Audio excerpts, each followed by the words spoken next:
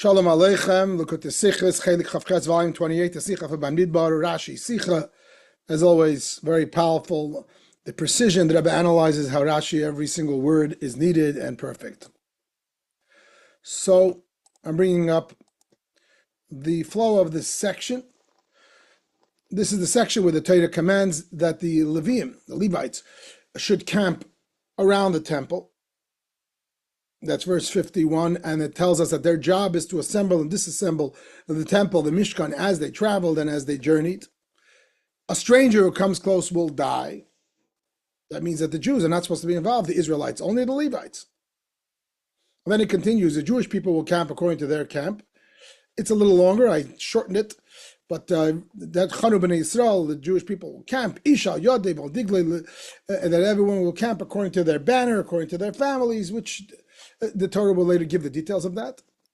But the Levites, they will camp around the Mishkan, and there will be no wrath towards the Jews. It seems to be very, very self-understood what he's saying. Since the job of the Leviim, of the Levites, is to be the ones to serve the Mishkan, they should camp around it. And then there'll be no wrath, because we don't want Jews coming in and carrying and doing the work, and it's going to be problematic, and people are going to die. No good. And therefore, it's self-understood.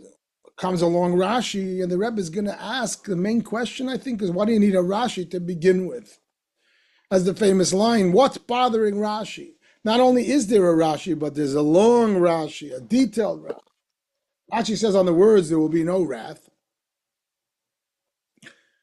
Lo yiyeh ketzef, there will be no wrath against the Jews if they follow the system. It's self-understood. Says the Rebbe, says Rashi, if they do according to my command, there'll be no wrath. If not, that strangers enter into this service, there will be a wrath. As by Korach, the verse says, Yotza HaKesef, the wrath went forth. So the Rebbe in his signature style takes apart the whole thing. The first big question, and I think the main question, is what's bothering Rashi? I'm focusing on that because that's going to be the answer. That something else is bothering Rashi. And that is what he's trying to answer by this entry, by this long entry. What's bothering Rashi? Read the verses. It's very, very plain to see. The Levites, they're the ones who have to disassemble the Mishkan. No one else can do it. Someone else comes and does it, you're going to die. And therefore, it's important that the Levites are around the Mishkan, and therefore there will be no wrath. No one will die.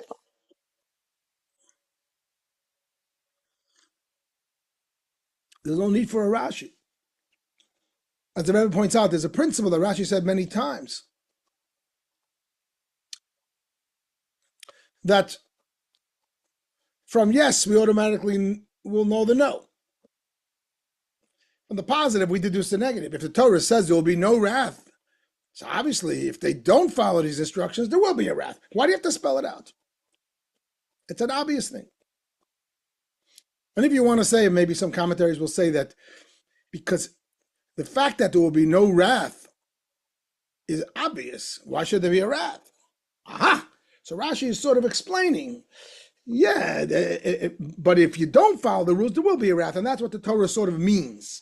So even though this is pretty obvious, that when the Torah says there will be no wrath if you behave, that means the point is that there will be a wrath, God forbid, if you don't.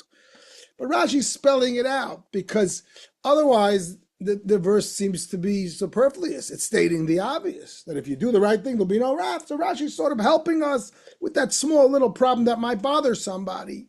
What's the point of telling me that there's no wrath if I do everything right? Well, just so you understand that if you don't do everything right, God forbid, there could be a wrath. So he's sort of spelling out the obvious, which makes it less of a problem. But if that's the case, he should have said it as short as possible. This goes into question to at least omit the beginning.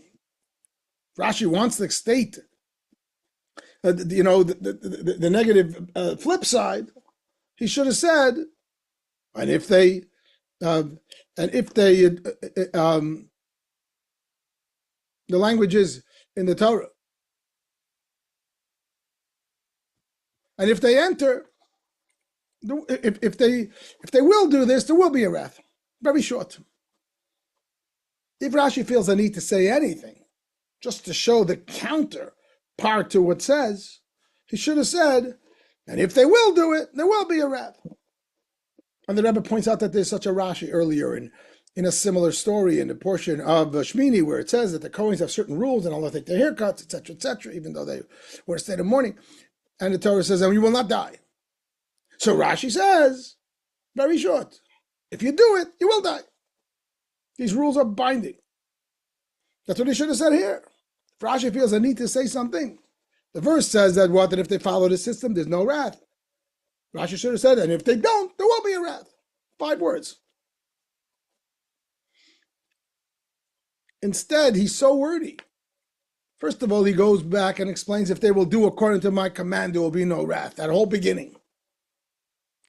And then he should have said, if not, there will be a wrath. If not, he qualifies. Strangers enter the service. The whole thing is so wordy. Also, what does it mean if stranger enter the service? It should just say, if you'll do my command, if you feel a need. If Rashi has a need to say it, he should just say, if you'll do my command, it'll be fine. What's this stranger enter the service? Question 5.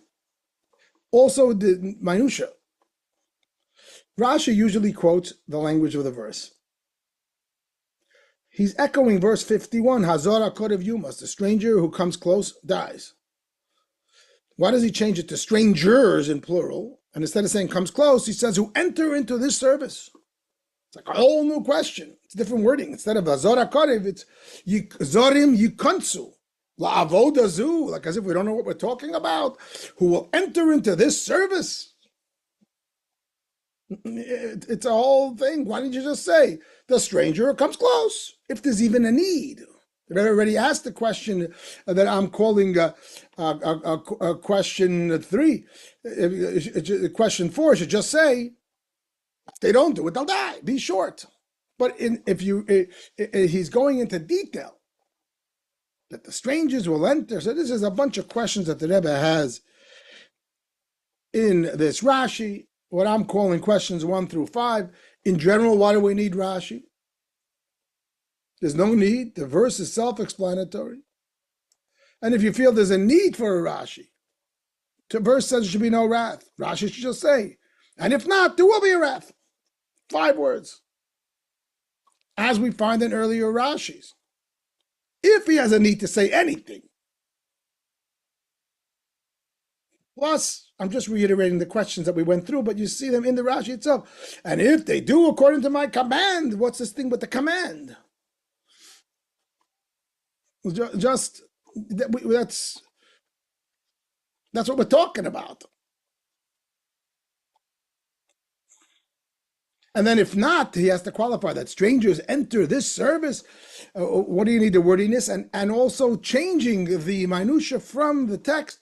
It should say stranger in singular, and it should say who comes close rather than enter this service. The whole thing is very strange. And then the Rebbe asks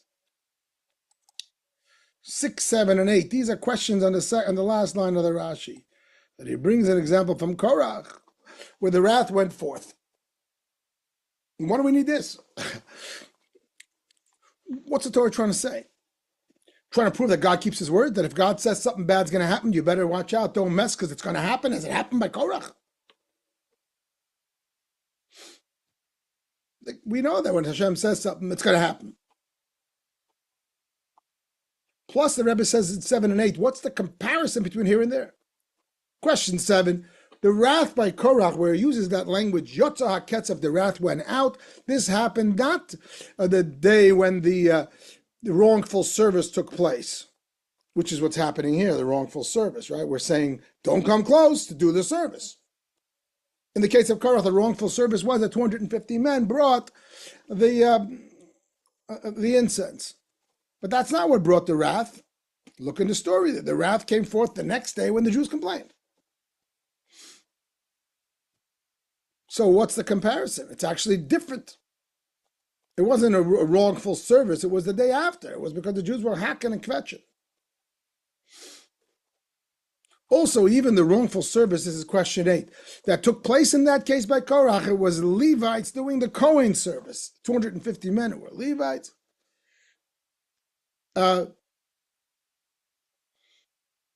Who were doing the service of the Kohen, which is to bring the incense.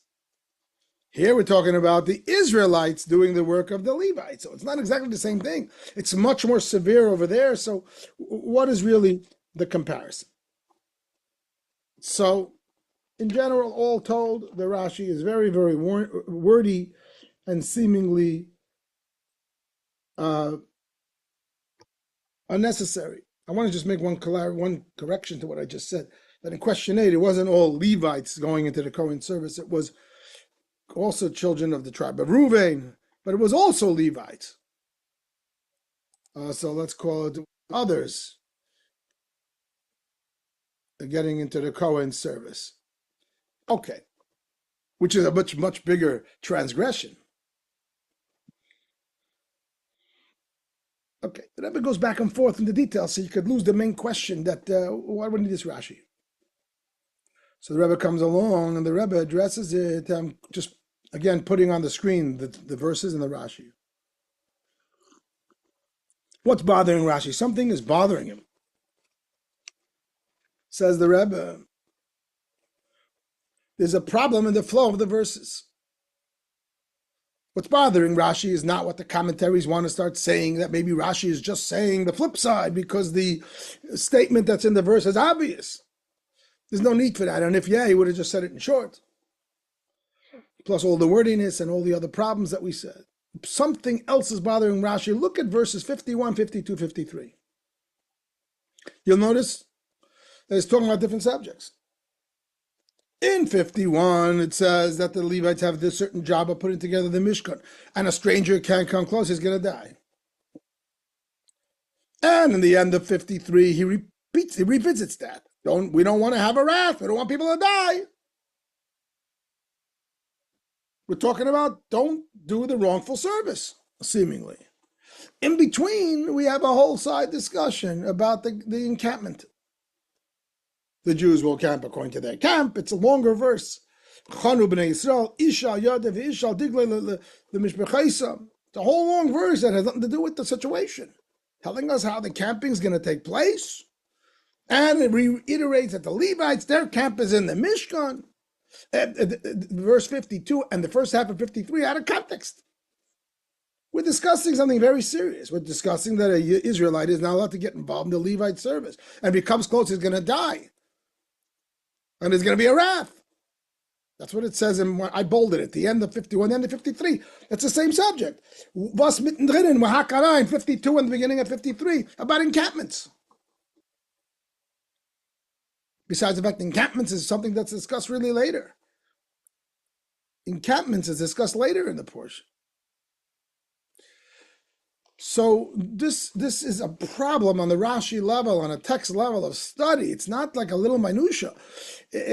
What are we talking about? Are we talking about encampments or are we talking about wrongful service? That's bothering Rashi, and that's a problem. Next. The two lines that I'm italicizing are talking about encampment, and the two lines that I'm bolding are talking about wrongful service, let's call it, what's it called? Trespassing in their service, wrongful service, and admitting one is mixed into the other. Plus, being that the end of 51, the end of 53, the two parts that I bolded, which talks about wrongful service, are saying the same halacha. If you come close, you're going to die. So why is it repeated? Like, these are big problems. Why are they repeated and why are they interrupting? It's just a question in text. The flow don't work. It's talking about doing a service that belongs to the Levite. No one else should do it. Then it goes into camping, a verse and a half. And then it comes back that you shouldn't do it. Why are you repeating it? And if you need to repeat it for whatever reason, why are you bringing this in a mitten? So this is a problem. Says the Rebbe, Rashi is responding to that problem. He's responding by saying that this thing has two mitzvahs. Mitzvah number one is Hashem is giving divisions, that Jews should not camp in the same place as the Levites around the Mishkan. That's a mitzvah. That's a setup. Let's call it's a positive mitzvah. And then there's a second mitzvah, which is really the outcome of the first, almost like the reason. Why is it so important that the Levites' camp is separate? And no Jews should camp there, because we don't want to have the wrongful service. We don't want Jews, if they live so close to the Mishkan and they're taking apart the Mishkan, they might get involved, lend a hand. It could be problematic. But the Rebbe wants to point out that Rashi is pointing out that these are two mitzvahs. Even though the goal is the same. Let's keep the Yidden away from the temple service that the Levites have to do. But that mitzvah has two parts. Part number one is, let's call it a positive and then a negative. A positive mitzvah is, and a positive, and I want to call it, it's a mitzvah that is there as a protective measure, as a fence. I don't want to just tell you the mitzvah. Hashem could have just said that the Levites, that's their job. No one else should touch their job. No. Hashem made up gvulis. He made up boundaries. The Levites camp here. The Israelites camp here. There's a reason for that. What's the reason in this context? The reason is because if there are separate camps, we're not going to start mixing up the service. Because if we mix up the camps, we're going to have problems. And we mix up the camps, we're going to end up mixing up the service. People are going to die. So that's how Rashi is reading this. And therefore, let's now reread the verses in this context. The Levites, their job, in verse 51, the Levites, their job is to assemble and disassemble. A stranger who comes close will die. The Jews are not allowed to do it. But then the verse continues that what? In order for this to be facilitated, which really, by the way, this starts in verse 50. There's a discussion about the encampment. That's really the bird's eye view of this section. That the Jews should camp the way they camp, and their families. And then 53, the Levites, they're the ones who camp. The reason is there should be no wrath. Hashem is giving us a protective measure to his own prohibition that the Jews should not do the work. Rabbinic law, that there's fences around the Torah. We don't eat the chicken and the milk, so we shouldn't eat meat and milk, etc., etc. But there are cases where the Torah itself says, I'm setting you up a system. Stick with this system, because if you don't, you're going to end up falling through with this. I'm thinking of two examples at the bottom of the screen. The Torah says you should erect a fence on your roof in order there should not be any death in your home. Let's suppose a person did not erect a fence, and no one died. Did he not violate the Torah? Of course he violated the Torah. Because Torah says if you don't erect a fence, there could be death. It's liable to happen. And therefore it becomes a mitzvah on its own, even though you could say it's just a precautionary measure. Hashem decided this precautionary measure is critical to keep this going. This is not even rabbinic in nature. It's biblical. Put a roof so you won't have death, because if you don't put a roof, you violate it. And what if you don't put a fence around your roof and no one dies? You did a sin. Hashem's angry. And the same thing, I give another example. And when it comes to the prohibited relationships, incest, etc., etc. But the Torah begins by saying that you're not allowed to become close. There shouldn't be flirtatious relationships, etc., mixing, and even a physical contact, etc., between people that are not supposed to be married together. Why? As a precaution. This is not a rabbinic precaution. It's biblical. The rabbinic precaution is further, you're not yichud, you're not allowed to be in the same space. But the Torah itself says, lo yisikrevu, you're not allowed to have any type of closeness which might cause it.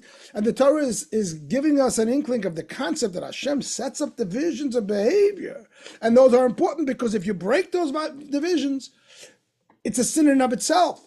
Because Torah believes that those divisions are the only way, as a precaution, to come to the actual second phase.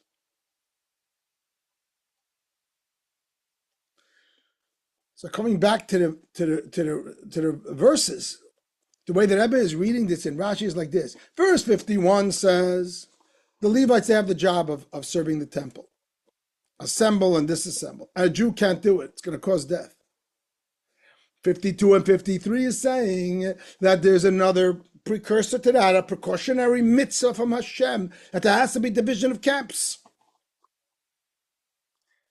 And if they're not division of camps, if a Jew moves in, if Jews move in and create a Jewish camp within the Levites, there's going to be a wrath. This explains why it's interrupted and why this is later. It's explaining to us that just the camping in the right way is a mitzvah, and it's critical to avoiding the death that verse 51 talks about. But it's further saying that even if nothing happened, no one did the work, but just Jews moved into the camp, there's already a wrath because you violated a mitzvah. Maybe the wrath is not going to actualize, but Hashem is angry. Let's assume somebody, like I said before, doesn't put a fence on his roof, even if no one dies. He violated Torah. Similarly here, there's a wrath towards the Jews. The wrath did not yet actualize because, in fact, no one did the service. The assembling and disassembling. But just the very fact that they are camping among the Levites, that already causes a wrath, except the wrath is going to be contained it's so long that no one actually goes ahead and assembles and disassembles. And that's why Rashi is so wordy. Let's read the Rashi now. There will be no wrath. If they do according to my command, there will be no wrath. If Rashi was silent, we would say, what does it mean there'll be no wrath? If the Jews don't go and do the work of assembling and disassembling. But then we have all the problems that Rashi's bothered by. Why are you repeating what you said in 51? And not with an interruption of a verse and a half. No, here we're talking about there'll be no wrath if you'll do my command. Which command? The command of verse 52 and 53. If you'll follow my command of division of the camps, there will be no wrath. But if you will not follow that, strangers are brought into this service, not the service of assembling, disassembling, which is in verse 51. This service that the Levites, part of their service was where they encamped. They were the protectors of the temple just by their presence. This service causes already a wrath. The wrath is not going to come out to actualization, but it's already there.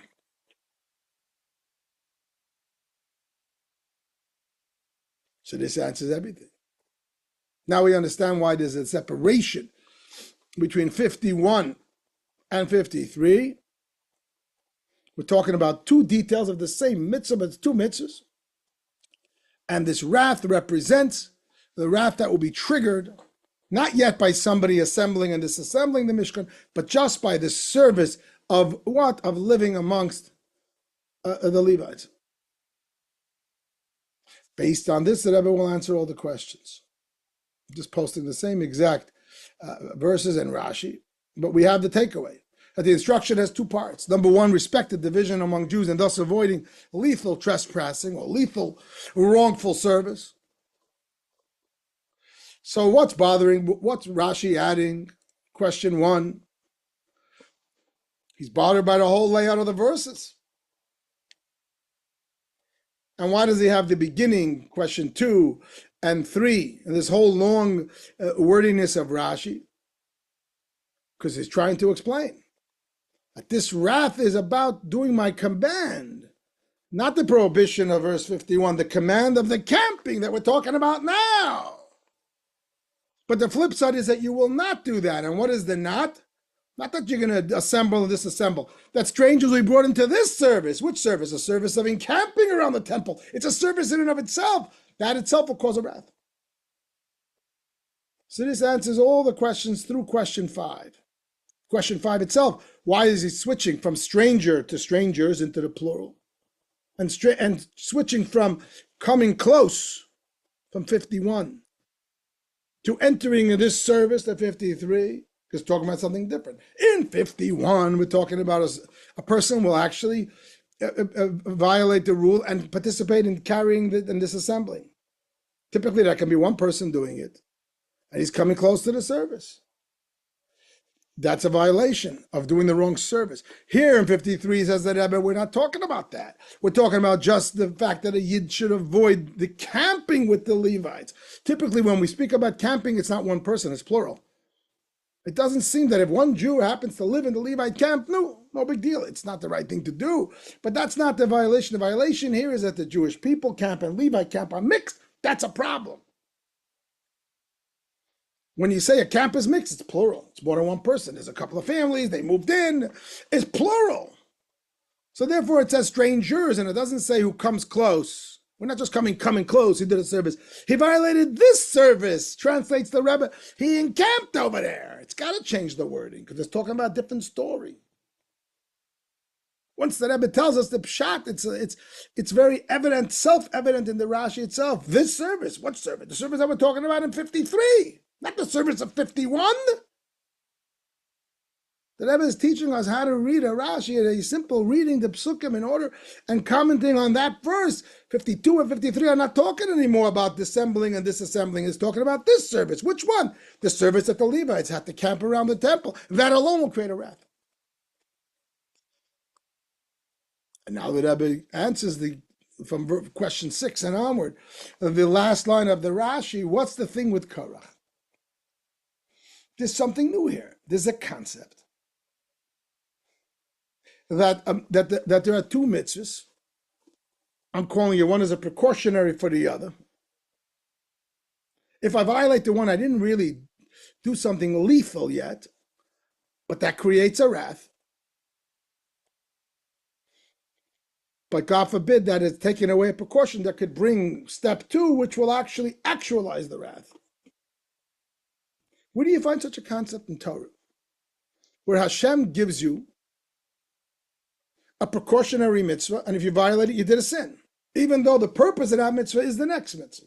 And I gave you 2 examples, and not about the temple's holiness. The example of the fence around the roof, and the example of not being flirtatious with unkosher relationships.